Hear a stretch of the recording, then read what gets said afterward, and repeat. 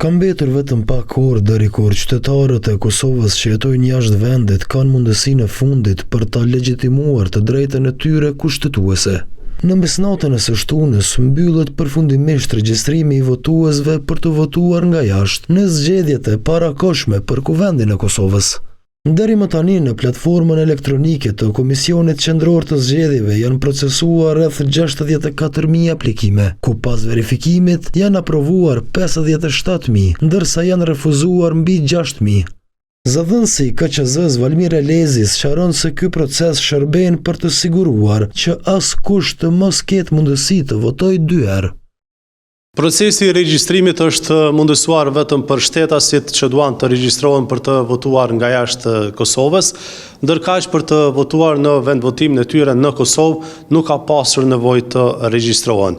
KQZ ka detyrim ligjor që çdo shtetas i regjistruar për të votuar jashtë Kosovës të mos figurojë më në listën e votuesve brenda vendit, duke e pasur të drejtën e votimit vetëm jashtë Kosovës sipas kërkesës së vetë votuesit. Të dhënat tregojnë se Mërgata preferon masivisht postën, me mbi 41.000 regjistrime të kësaj natyre, ndërsa votimi fizik mbetet opsion dytësor. Për të dyja këto forma, KQZ tashmë ka caktuar afatet operacionale. Votuesit që kanë përzgjedhur të votojnë fizikisht do të mund të votojnë më 27 dhjetor, pra një ditë para ditës së zgjedhjeve në Kosovë. Votimi fillon në orën 7 të mëngjesit dhe mbyllet në orën 19 sipas orës lokale të çdo shteti, ndërkaq votimi përmes postës do të fillojë më 12 dhjetor dhe do të përfundojë më 27 dhjetor.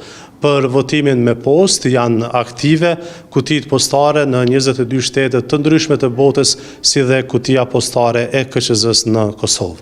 Me gjithë thirrjet për pjesëmarrje masive, interesi i Mërgatës duket më i ulët se në zgjedhjet e kaluara, kur kishin aplikuar mbi 100.000 qytetarë.